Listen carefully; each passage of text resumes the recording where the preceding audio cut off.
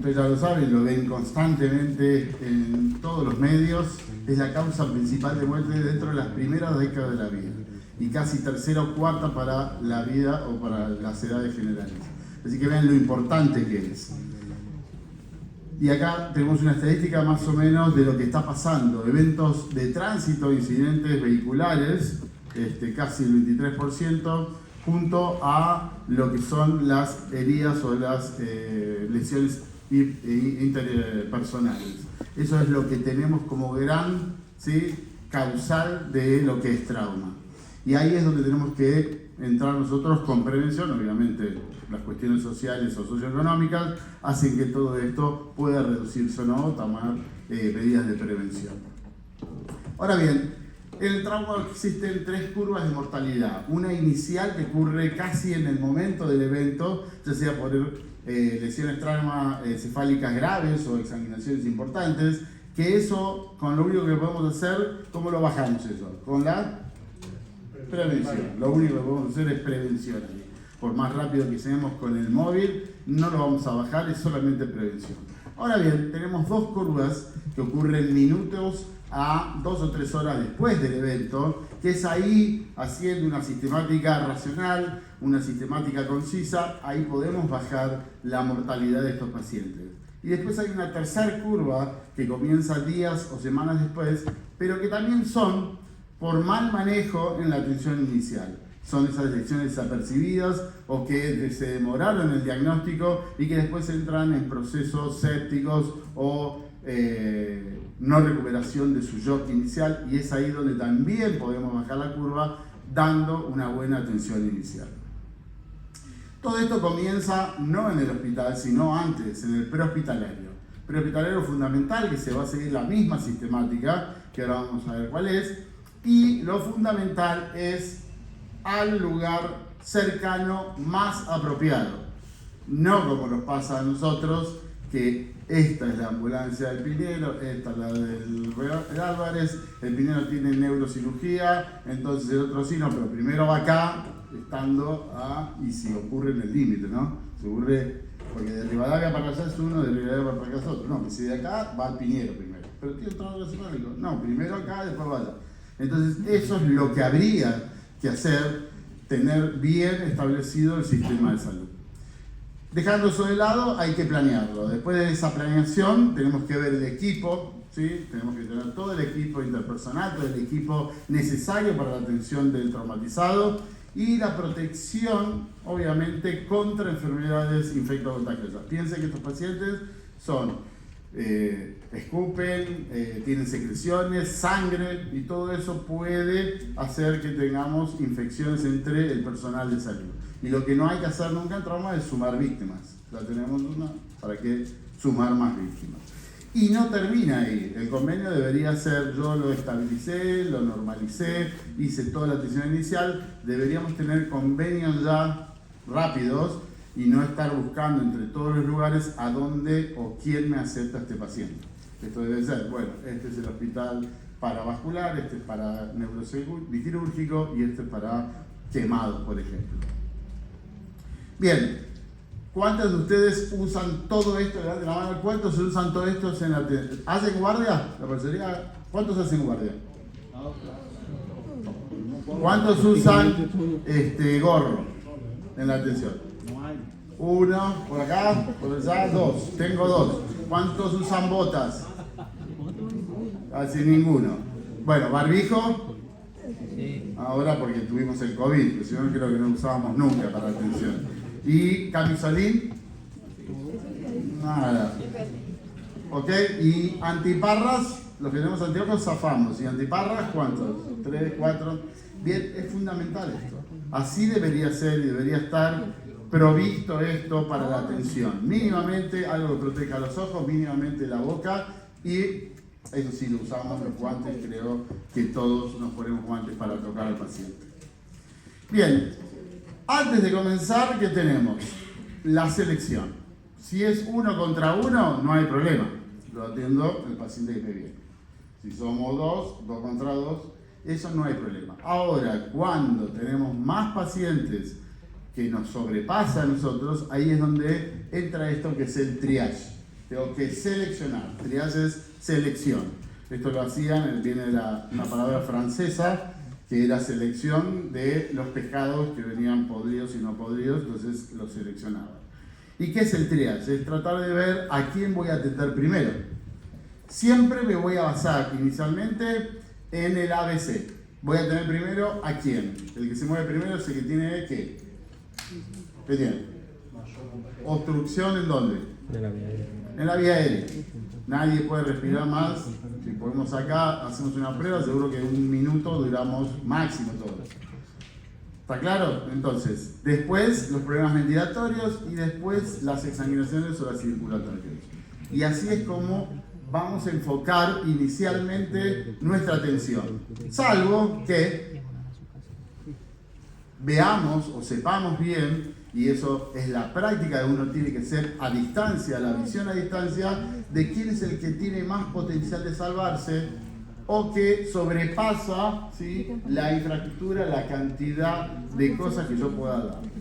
Ejemplo, si yo tengo 2 pacientes iguales, y vamos a poner que son hermanos gemelos, así nadie tiene duda de que son. Uno tiene obstrucción de la vía aérea y el otro tiene un neumotórax. ¿A quién atiendo primero? No hay duda. Ahora, el de la obstrucción de la vía aérea tiene masa encefálica que está saliendo, ¿sí? Tiene una lesión craneoencefálica con pérdida de masa encefálica. ¿A quién atiendo primero? ¿Por qué? Si tiene la obstrucción de la vía aérea se va a morir. Pero tiene menos salvabilidad ese paciente que el otro. No es que no lo voy a atender. Resuelvo rápidamente el otro y vuelvo a este. Voy uno al otro. Todo esto se tiene que hacer con ejercicios que son tanto programados como no programados. Eso sería lo ideal para practicar y que no se nos pase por alto ninguna cosa. Es muy complejo hacer triage, ¿sí? Porque uno va a tener que definir en algún momento quién atiende primero y quién no.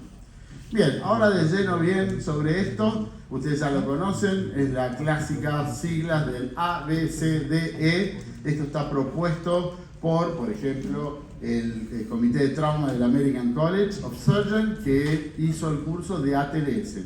Y de ahí surgieron todos los cursos que podemos llegar a tener, y este fue el primario, que ya se cumplió casi 50 años, donde se siguió una sistemática que hasta ese momento no se hacía y todo era desordenado, aunque parezca mentira. Y aunque parezca mentira, todavía lo seguimos viendo en algunos lugares. Así que esto es fundamental. La A va a ir con la vía aérea.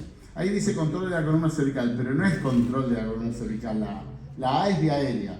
Cuidado cuando manejemos la vía aérea con la columna cervical. La B viene del inglés breathing, es la respiración, los problemas respiratorios que pueden matar al paciente. La C, la circulación y el control de las hemorragias. La D, la disfunción neurológica que pueda matarlo rápido. Y la E, no es que lo va a matar, pero sí van a pasar lesiones desapercibidas si yo no lo expongo en forma completa al paciente. Y nos ha pasado que el paciente se atiende en la camilla. Entonces no le encontraban la lesión en la otra y alguien se logró, denlo vuelta, y tenía la herida penetrante en la espalda. Entonces eso es fundamental a la hora de evaluar, siempre y cuando tengamos un ambiente controlado, porque ahora vamos a ver, la hipotermia produce algún tipo de complicación. Bien, retardo en el acceso. ¿Cuáles son las causas que pueden matar? Miren lo que pasa, no es ninguna por la obstrucción en sí, sino todo por el manejo. Y donde se ve que hay muerte por la vía aérea es tanto en el retraso del acceso o error en el reconocimiento de los problemas y desconocimiento de técnicas, ¿sí? Después al final viene la vía aérea difícil, que la vía aérea difícil en trauma se le agrega un poco más, ¿sí? Hay predictores de vía aérea difícil como la apertura oral, el tiro mentoniano, ¿sí?, que se vea o no el malampati, la parte posterior de la boca. Todo eso hace que me sea una vía aérea difícil, pero en trauma, donde no puedo movilizar la cabeza, es aún más complejo. Esto no cabe duda, ¿no? Ahí ustedes ven, vía aérea compleja. Eso está bien, pero si no, ¿cuál es la causa más frecuente de obstrucción de la vía aérea en el paciente inconsciente? Porque en el paciente que está hablando, yo le pregunto 10 segundos qué le pasó, me responde, no hay problema. El que no responde, ¿cuál es la causa de obstrucción de la vía aérea más frecuente? La lengua. La lengua. Entonces hay que hacer maniobras de desobstrucción.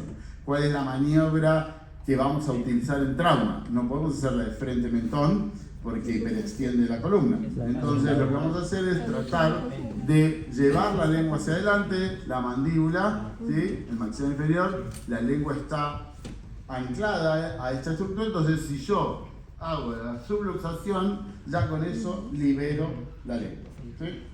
Eso puedo hacerlo o agarrar los dientes hacia adelante. Lo otro que voy a hacer, cuando uno se traumatiza, no dice, no voy a escupir el chicle o la dentadura me la saco, entonces me agarra en cualquier momento y puedo tener cuerpos extraños o algo. Lo otro es ver adentro de la boca qué es lo que hay, aspirarlo. Y luego utilizaré algún elemento que mantenga la vía aérea o la lengua hacia adelante, que es las cánulas orofaringeas o las que conocemos como cánula de Mayo. ¿Sí? Eso es lo básico inicial de la vía aérea. Manejo básico, entonces apertura, visión, aspiración, siempre que aspiren con alguna sonda rígida. No queremos que se vayan la sonda por ningún hueco que se haya generado. Y lo otro es mantención con estas sondas.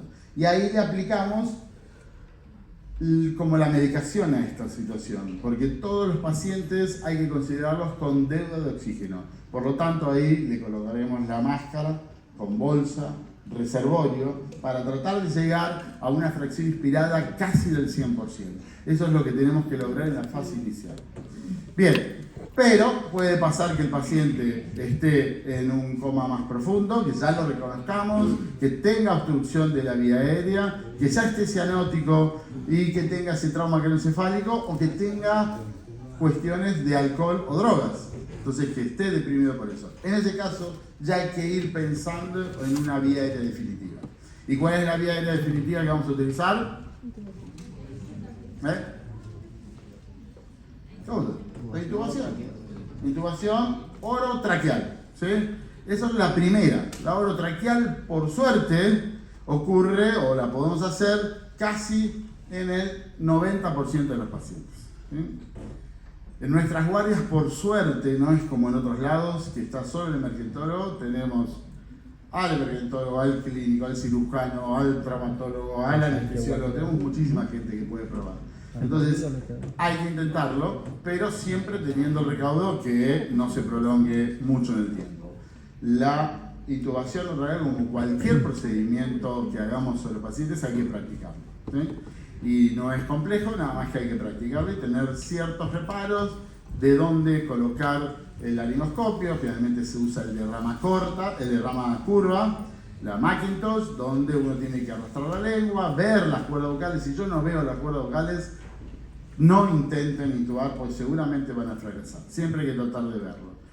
Tratar de mantener la cabeza quieta, ¿sí? Alguien, por eso se usan 2 operadores.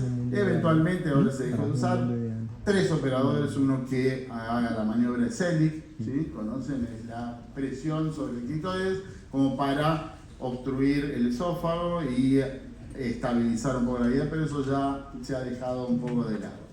Y ahí hago la intubación orotraqueal.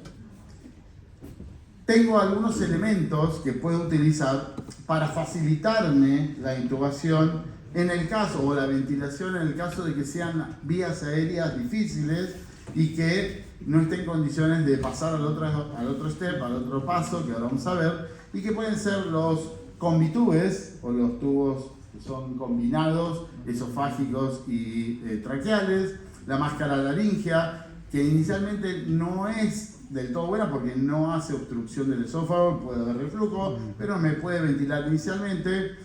Y las guías, ¿sí? De Eichmann o de tipo de palo de hockey, donde eso por visión indirecta y por más que por sentimiento, uno pone, por sentir la vía aérea, pone la guía y como está con esa curvatura, toca los cartílagos traqueales y sabe que está dentro de la vía aérea. Y obviamente hay nuevos aparatos como videolaringoscopios, donde me permite, con no tanta tensión o no tanta tracción hacia cenit, poder intubar en forma un poquito más segura. No es igual fácil, no es que uno puede meter esto y listo, se acabó el problema. También tiene sus bemoles. Ahora bien, no pude con esto, no pude con ninguna de estas maniobras, tengo que pasar a otra instancia que es la vía aérea quirúrgica. ¿Y cuál es la vía aérea quirúrgica en emergencia? ¿Cuántos dicen traqueostomía? Ahí dijeron 2 traqueos. Es la cricotireoidotomía, ¿sí? Que puede ser tanto por punción o quirúrgica propiamente dicha. Por punción se puede hacer con esos tipos de catéteres, ¿sí? Esos catéteres especiales, o con un catéter teflón, lo conocemos como Avocat 14. Lo único que hay que saber o tener es dónde conectarlo, ¿sí? Porque una cosa es ponerle y después dónde lo conecto. Entonces tengo que tener la guía del suelo con algo que adapte, ¿sí? Lo que se puede utilizar es el adaptador del tubo número 3, ¿sí? Pediátrico, va justo en el pabellón de los catéteres de Avocat. Y si no, quirúrgica, se hace la disección con el bisturí, se llega a la línea cricoides y ahí se penetra fácilmente, está ahí a casi flor de piel. En la quirúrgica puedo poner hasta un tubo número 6, en la otra voy a poner o el Avocat, que es finito, o estos tipos de catéteres. Cuando hago la depunción, que generalmente la dejamos para pacientes pediátricos, ¿cuál es la condición que tiene que tener? Es que no haya una obstrucción completa de la vía aérea por encima, ¿sí? Porque si no le genero un barotrauma.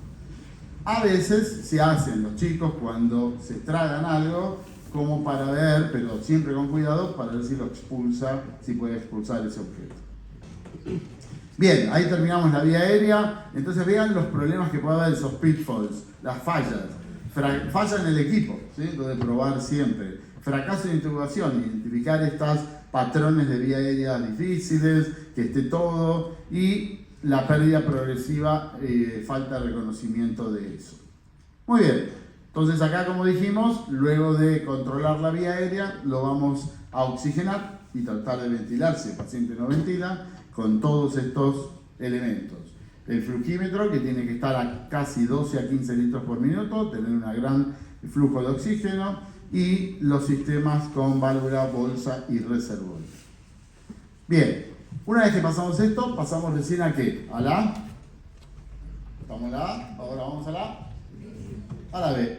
Entonces, en la B va a haber 5 causas que matan rápidamente al paciente, que son el neumotórax hipertensivo, el neumotórax abierto, el hemotórax masivo, el taponamiento cardíaco y el tórax móvil, ¿sí? Entonces vamos a ver un poco de cada una de estas.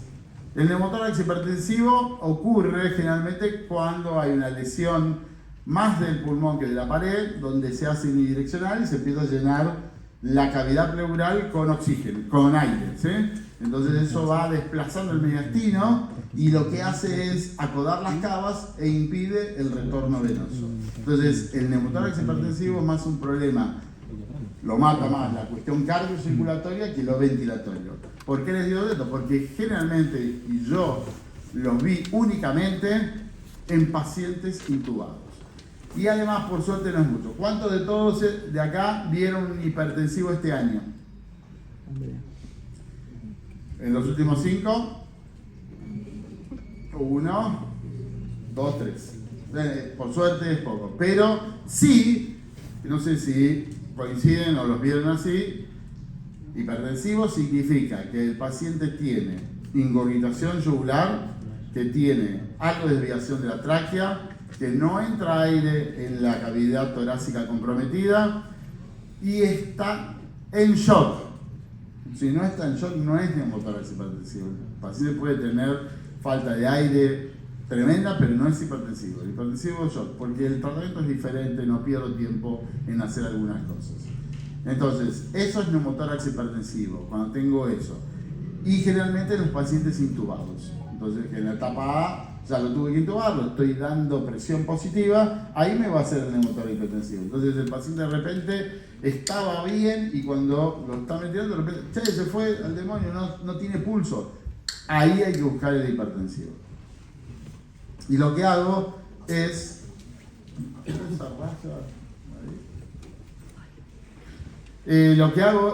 ¿qué? La descompresión inmediata. Antes se hacía en el segundo espacio intercostal, línea medioclavicular, ahora la tendencia es hacerla en el mismo lugar donde voy a hacer la punción, que es el cuarto, quinto, línea axilar media. Es menos probable que lesione algo en esa zona. Entonces lo que hago es descomprimirlo, el paso de hipertensivo a normotensivo. Instantáneamente el paciente recupera todo su sistema cardiocirculatorio. En ese catéter no hay que colocarle absolutamente nada, no hay que colocarle una vía ni nada para que haga tipo o en un frasco vitulado o en un fraguito, porque por ese pequeño orificio no va a ser ningún síndrome de neumotórax abierto. Vamos a ver por qué. Entonces lo que se hace es descomprimirlo y luego de eso colocar el avenamiento pleural en el cuarto espacio, línea axilar medio, entre la media anterior, bajo agua, para terminar el tratamiento del neumotórax. Hemotórax masivo ocurre cuando tengo casi o más de 1500 centímetros cúbicos dentro de la cavidad pleural. Entonces ya ven que además de la compresión endotorácica, de tener un problema ventilatorio, también tengo un problema circulatorio, un shock grado 2-3 casi. Casi todos o los que llegan al hospital son por heridas penetrantes. Entonces ya tengo ahí el mecanismo lesional en trauma, es fundamental. Si yo sé que tuvo, seguramente voy a encontrar más fácil la lesión que pueda hacer. Y es ahí donde voy a ver. Entonces el paciente, nuevamente, paso vía aérea, está permeable, eventualmente el paciente va a estar bien. Voy al tórax, lo destapo y ¿qué voy a encontrar? La lesión sobre el tórax. Lo voy a ocultar, le entra al aire, no le entra al aire, pero en el caso diferente a lo que vimos recién, cuando percuto va a estar mate. Entonces no es otra cosa, y el paciente está en shock. Entonces eso es un hemotórax masivo hasta que demostremos lo contrario. Lo que hay que hacer en este caso, no hay un procedimiento tan fácil como colocar una aguja. Ahí lo que voy a hacer es tratar de evacuar ese tórax, ver cuánta sangre sale, pasarle sangre para empezar a transfundirlo y eventualmente rápidamente hay que llamar al cirujano para que evalúe si es uno de los pacientes que va a requerir seguramente alguna cirugía de urgencia. El tórax móvil, que no es solamente tórax móvil, es tórax móvil y contusión pulmonar y neumotórax o hemotórax. Se juntan varias cosas en este síndrome donde lo hacen complejo, no porque tenga dos fracturas va a ser muy complicado, sino que las dos fracturas consecutivas más tres fracturas consecutivas más fracturas dobles en cada costilla hace que esa pared, esa sección de la pared vaya independiente del resto. Entonces, ¿qué pasa si yo les agarro el brazo fracturado y 30 veces por minuto le estoy haciendo así? ¿Qué van a hacer? Además de sacarme y putearme, ¿sí? Ahí van ustedes a dejarse quietos, pero no quieren ni respirar, porque cada movimiento les duele, pero no respiran con este ni con el otro. A su vez, si esas fracturas fueron hacia adentro, hicieron un neumotórax o hemotórax, y a su vez esa parte del pulmón que estaba pegado está con lesión, con tusa, con edema, con hemorragia, y hay un efecto de shunt. Entonces todo eso hace que sea complejo y que esté en esta etapa puesto. Lo que hay que hacer es tratar de estabilizar como se puede esa pared. Se pueden poner gasas o apósitos comprimiendo para que quede en posición, solo fijado en el hemitórax, no envuelto todo el tórax para que pueda respirar el paciente. Y lo que hay que hacer es fundamental, es analgesia. Luego de la tensión, después de estos 15 minutos iniciales que ya revisamos todos, el paciente tiene que tener una buena analgesia. Opioides, AINES y eventualmente lo mejor que es el gold standard dentro del manejo del tórax móvil, que es la peridural continua. ¿sí? Eso es lo que habría que lograr, y con eso les aseguro que puede bajar casi un 20-30% de esos pacientes que terminaban intubados por hipoventilación, por hipoxigenación. Y el último de esta etapa es el hemopericardio, ¿sí? El taponamiento cardíaco. También, generalmente los que llegan al hospital son por heridas penetrantes, y penetrantes en área cardíaca, por dentro de las tetillas, por la zona alta del epigastrio, tanto anterior como posterior, y es ahí donde tenemos que enfocarnos. El paciente ingresa, nos lo traen, nos relatan el evento, vemos la vía aérea está permeable, bajo por el cuello y tiene, ¿qué? Inmovilización yugular. ¿Por qué? Porque el pericardio en agudo no se extiende mucho, con poca cantidad de sangre, no más de 300 centímetros cúbicos, así que no es ni siquiera un shock hipovolémico evidente. No se extiende más y comprime la aurícula y hace que impida el retorno venoso. Muy parecido al hipertensivo. Entonces hasta acá vamos parecido. Voy al tórax, veo la herida penetrante, oculto, pero le entra el aire, los ruidos cardíacos están hipofonéticos y el paciente está en shock. Entonces eso es taponamiento. Hoy en día tenemos el recurso, casi todas las guardias lo tienen, que es la ecografía. Y ahí es donde entra hoy el FAST, que es la ecografía focalizada en trauma, donde nos ayuda, evidentemente, mucho más a descartar o diagnosticar el taponamiento cardíaco. Lo que tenemos que hacer es, estos son los signos que habíamos dicho, lo que tenemos que hacer, a diferencia del hipertensivo, lo que tenemos que hacer es tratar de evacuarlo. Todavía está como medida la pericardiocentesis. No es lo mejor en los centros de trauma de nivel 1, ya casi se dejó de lado, lo que se hace es una pequeña incisión y es la ventana subsifoidea, pero si están en una guardia que no tiene esto, hay que intentarlo siempre y cuando teniendo muy bien los reparos, colocar el monitor electrocardiográfico para que cuando lleguemos al ventrículo veamos la extrasístole y no nos pasemos y tengamos algún tipo de agrandamiento de lesión u otra lesión. Con sacar nada más que 20-30 centímetros ya es suficiente. Se puede dejar el catéter con una llave de 3 vías por si vuelve a resangrar, cosa que no ocurre muchas veces porque el corazón tiene un gran poder de autosellado y muchas de las veces no requiere más que eso, aunque lo abramos y veamos que después no sangra.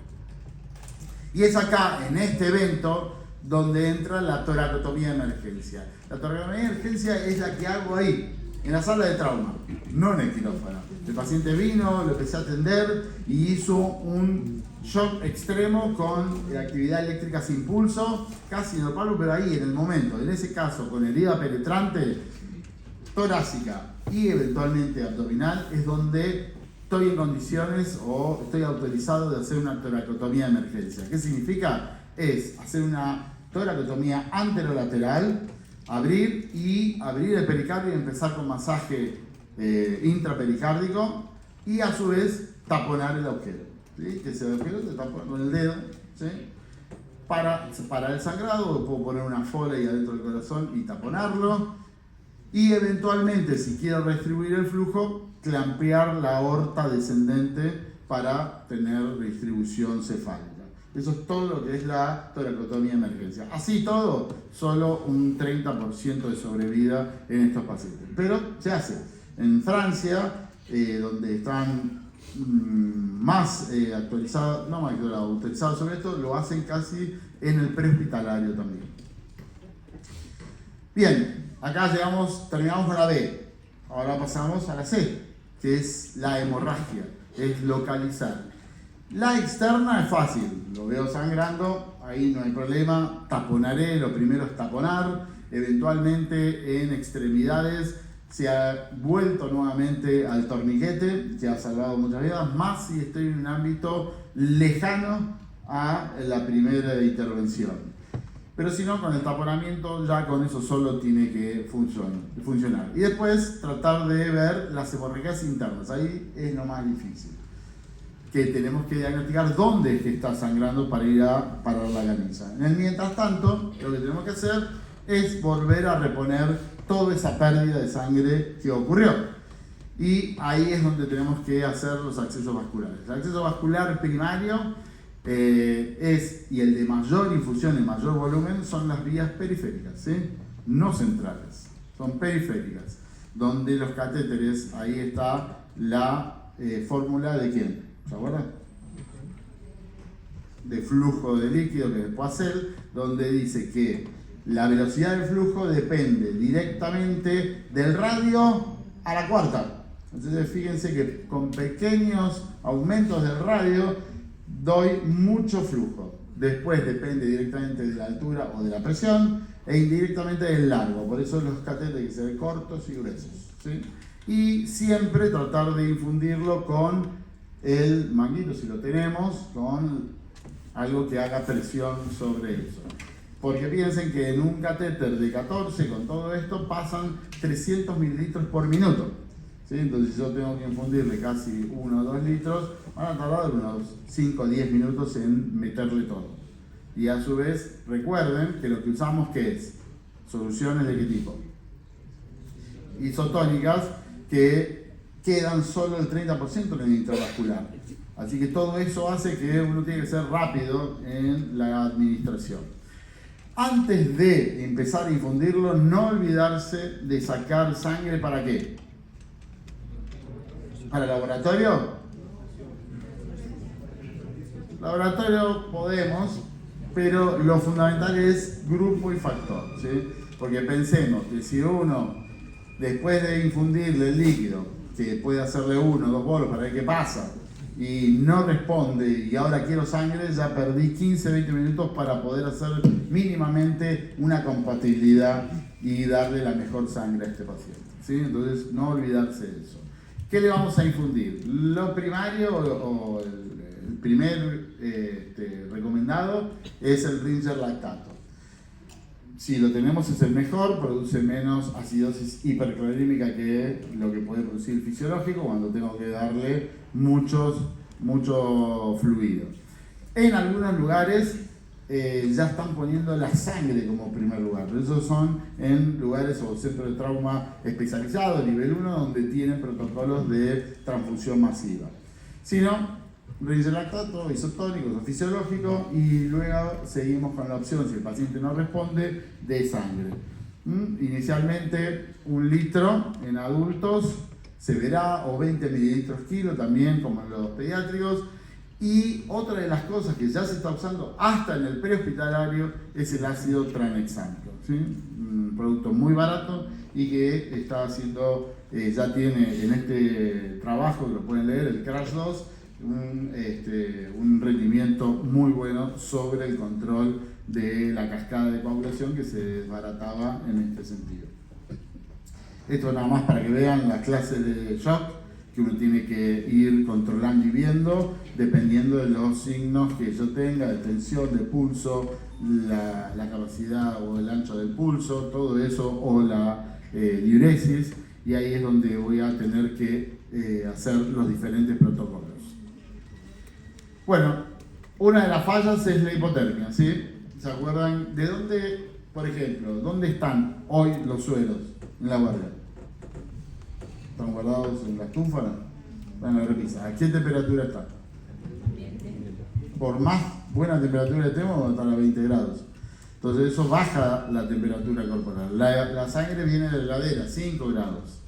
Entonces, la hipotermia es una de las causas principales de coagulopatía.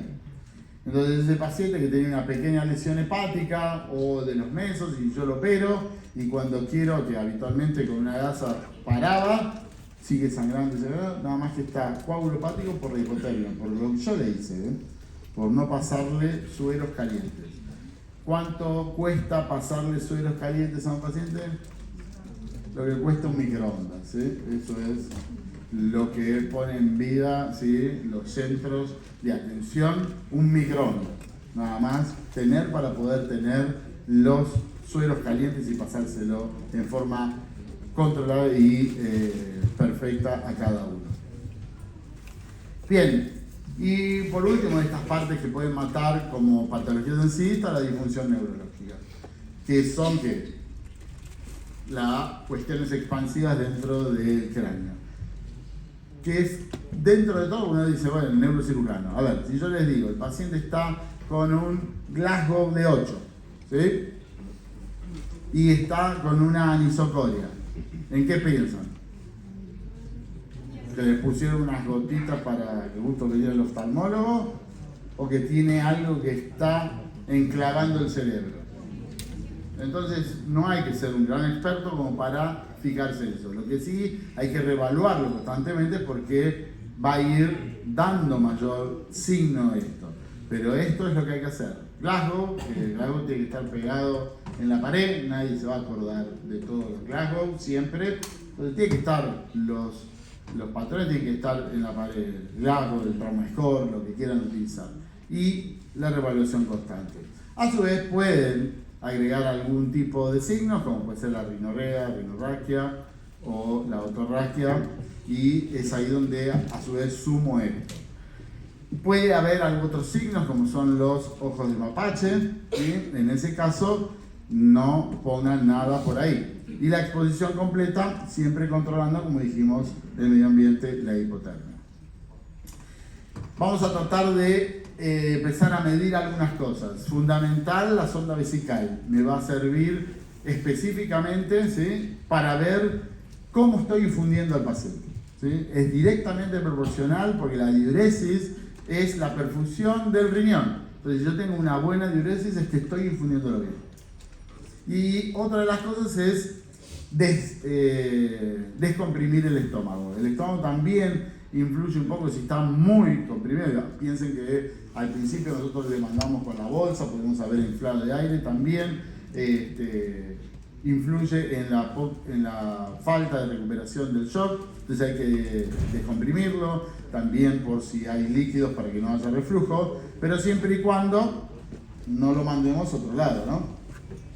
A ver, ya se fue a otro lado porque tenía una lesión de la lámina cribriforme, no dieron reparo a esos signos que teníamos, como los ojos de mapache, el de Battle, que es el hematoma de la mastoides, y la sonda fue para otro lado. En ese caso lo que hacemos es ponerla orogástrica, no es que no la vamos a poner. Lo mismo en la sonda vesical, antes de ponerla, ver que no tenga algún signo de lesión de uretra, para que la sonda no vaya a ningún lado, más en el hombre que la mujer, ¿sí? La pelvis que esté móvil, al comprimirla que haya dolor, o haya hematoma perineal, o en el hombre al hacer el tacto rectal, la próstata no la tocamos, está elevada.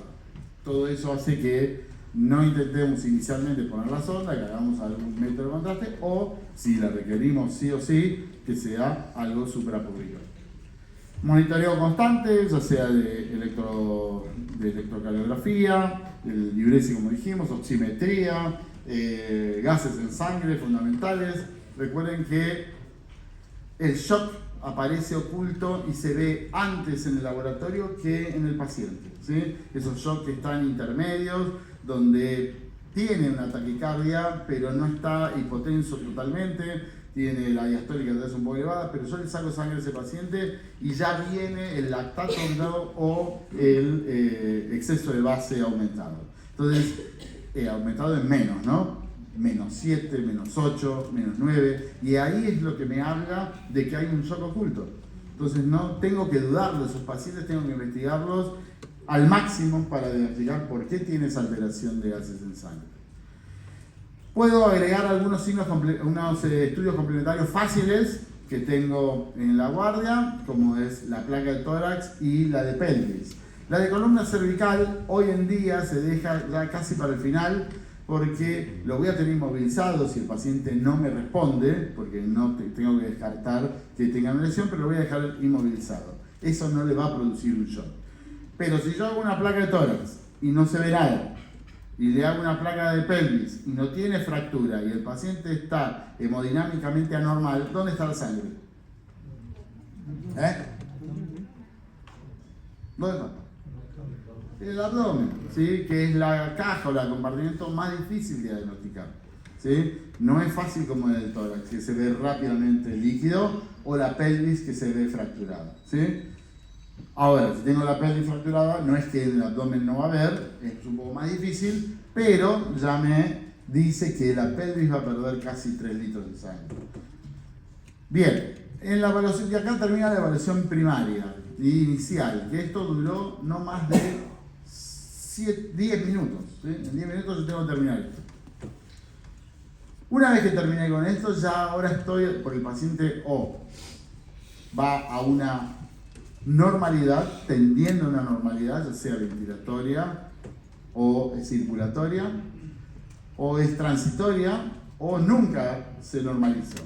En el que es casi transitoria o entrando a la normalidad, ahí voy a poder detenerme ahora un poco y ir a poner todo mi conciencia a ver qué le encuentro a este paciente. Y voy a ir desde la cabeza hasta los pies, haciendo la revisión completa y utilizando todos los métodos de diagnóstico que tenga a mano en el lugar que estoy atendiendo.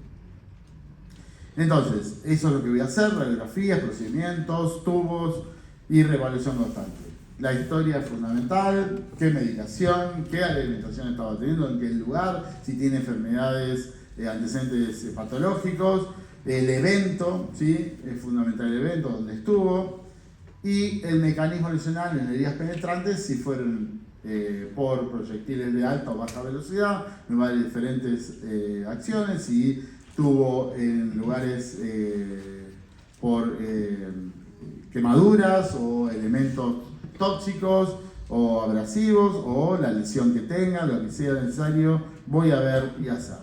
Y ahí voy a bajar de vuelta por el cuello, y voy a ver que esté todo bien, la vía aérea permeable nuevamente, que siga igual como la dejé al principio. Si tiene el casco, lo voy a tratar de sacar con maniobras lo más suave posible. Los objetos empalados no se retiran solo en quirófano, con visión directa. Y en la placa de columna, si es que la hice, ver que tenga los patrones, la vía aérea en posición, más que nada, que no haya un edema entre la columna y la vía aérea. En tórax voy a encontrar también 6 cuestiones que pueden ser potencialmente fatales y que tengo que tratar de verlas e ir empezando a hacer algún tratamiento de esto.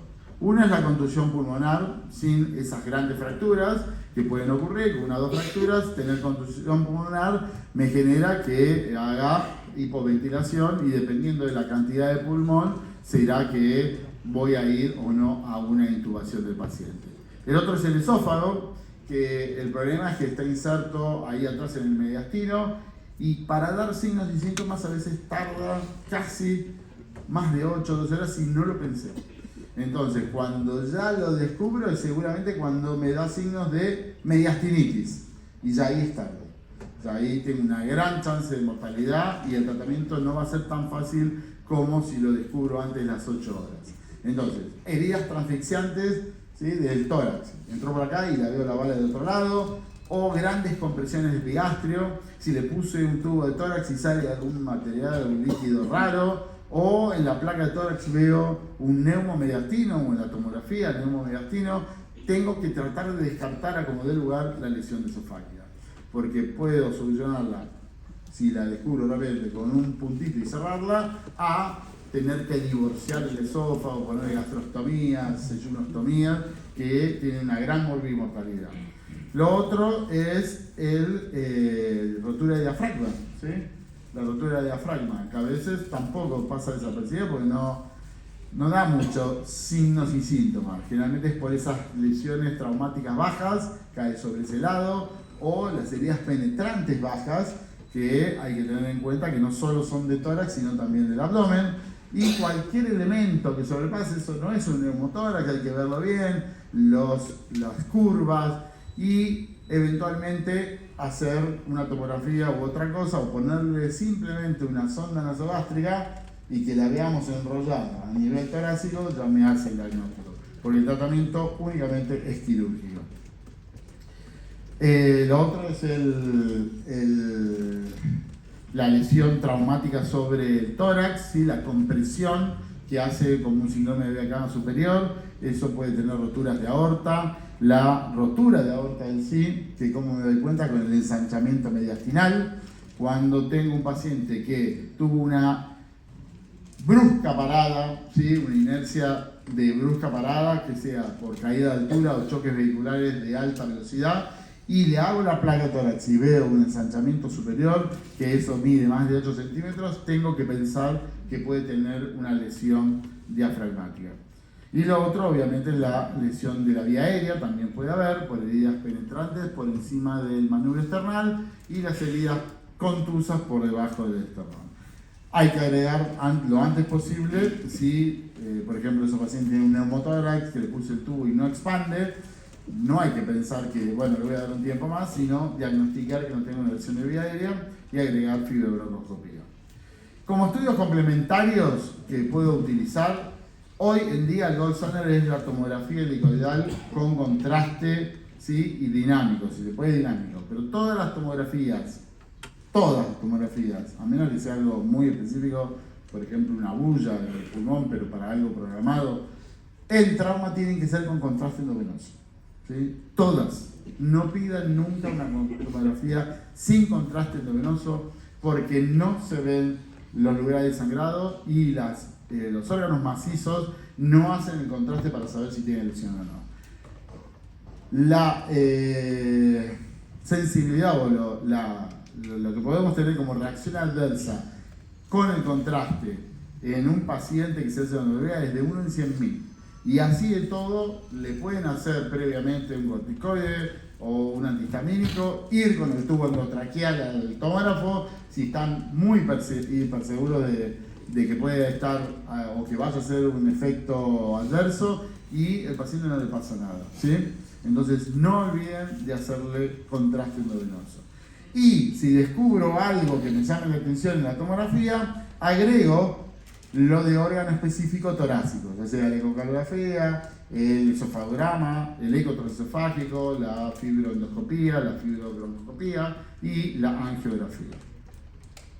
Estos son algunos ejemplos que puedo tener, lo ven ahí, tengo la lesión de un proyectil cerca del ilio, que en el frente y en el perfil lo veo central, las tomografías que veo el aire, la angiografía veo la lesión de la aorta.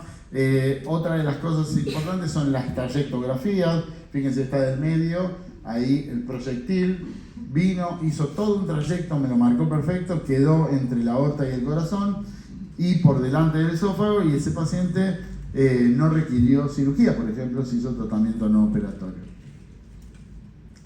Circulación, nuevamente en esta etapa lo evalúo, veo cómo está, acá veo si fue transitorio, si ya normalizó completamente, y cuidado con la coagulopatía, y es acá donde tengo que empezar a buscar dónde está sangrando. En el tórax ya lo vimos, si le puse el tubo de tórax, también voy a ver el ritmo de sangrado. Si ese ritmo ocurre o es mayor de 200 a 300 por hora, voy a tener que ir a investigarlo. El abdomen es la caja cerrada, que no tengo un estudio diagnóstico tan fácil como una de radiografía, y es acá la ecografía donde realmente nos ayuda, ¿sí?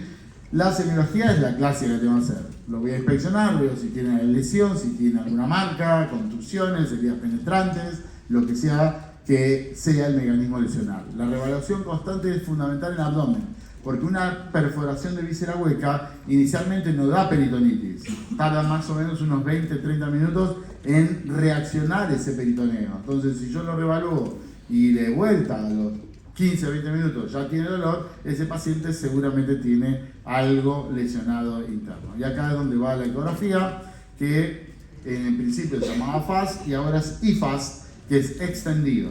Y a su vez se está haciendo el FAST Plus, que es la P, que es pelvis. Entonces, lo que hago es ver ya ahora el tórax, veo si tiene la ecopleura, veo si tiene líquido o aire, además el puerto epigástrico para ver el corazón, los cuadrantes, hipocondrio izquierdo o derecho para ver ya sea el hepato renal o el espleno renal, y el suprapúbico para ver el Douglas. Todo eso lo que me va a dar es si tengo líquido o no. Si tengo líquido, de ahí veré si el paciente está hemodinámicamente normal o anormal. Líquido, anormal, cirugía. Líquido y hemodinámicamente normal, puedo jugar un poco más, ¿sí? Con abdomen que no tenga signos de lesión de bífide de la hueca, puedo jugar un poco más y ir al tomógrafo y ver específicamente qué lesión tiene para hacer un tratamiento operatorio o no operatorio.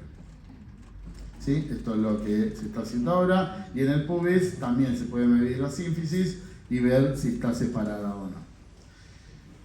Bien, extremidades y pelvis. Cada fémur puede abarcar o contener casi 1,5 litros de sangre, así que tiene fracturas dobles, esos son 3 litros, la pelvis casi 3 litros, entonces rápidamente lo que tengo que hacer es infundirlo y tratar de estabilizarlo como pueda. En la etapa inicial lo que puedo hacer es colocar un cinturón o una sábana y anudarla al frente, tratar de volver la pelvis a juntarla, que no se empiece a desarmar, a abrir como un libro.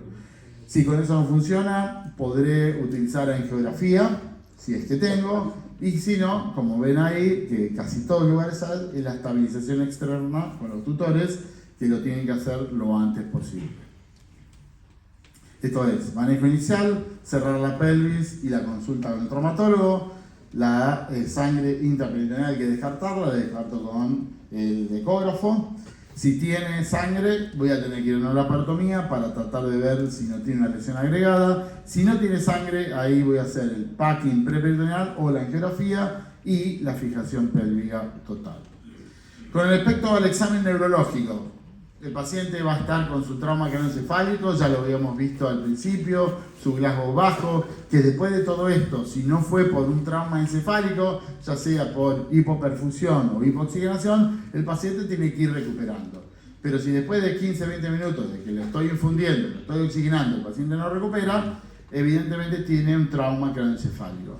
¿Y cuál es mi premisa? Lo que yo tengo que lograr en este caso, además de tratar de diagnosticar lo que nos lo va a matar inicialmente, es eso, que es lo que vamos a hacer nosotros si no hacemos bien las cosas, que es la lesión secundaria. La lesión secundaria es la hipoperfusión que nosotros estamos permitiendo en este paciente, ¿sí? Entonces, si yo no lo infundo bien, si no le estoy pidiendo el ritmo diurético, la presión intracraneana hace que la perfusión cerebral se disminuya. Y si yo permito que esté hipotenso, es menos perfusión cerebral y el paciente entra en una lesión secundaria hecha por nosotros, no por el paciente. ¿Sí? Entonces siempre mantener una muy buena presión, una muy buena infusión este paciente y obviamente la consulta neuroquirúrgica temprana. Muy bien. La reevaluación es fundamental. Porque en un momento tiene un neumotórax, como hablamos, simple, el paciente está intubado y en un momento hace el hipertensivo.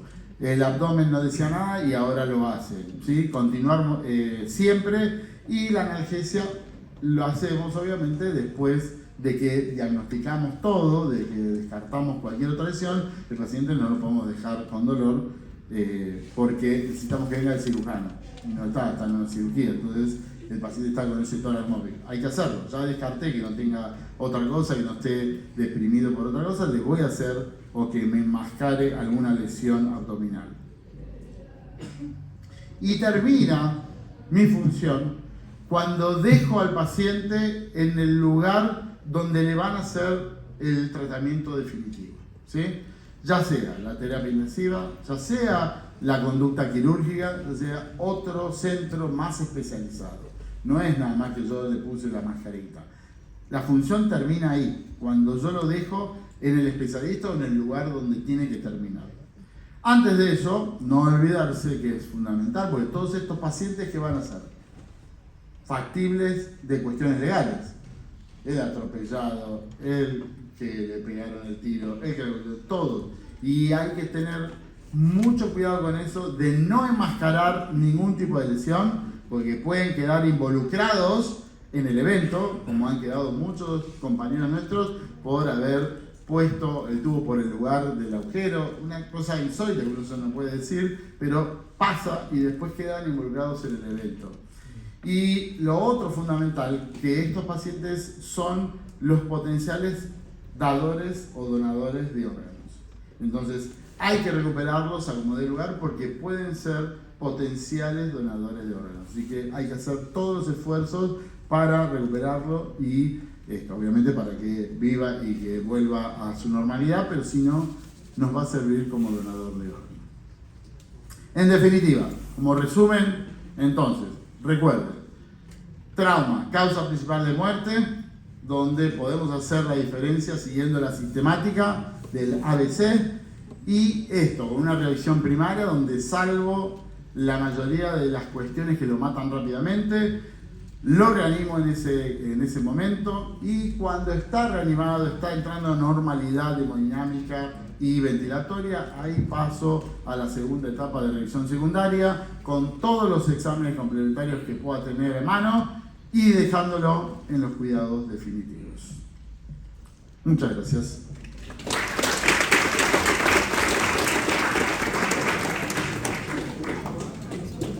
Bueno, ahora vienen las preguntas.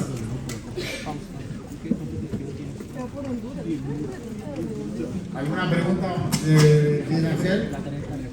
¿Tienen alguna pregunta? ¿Algo? ¿Sí?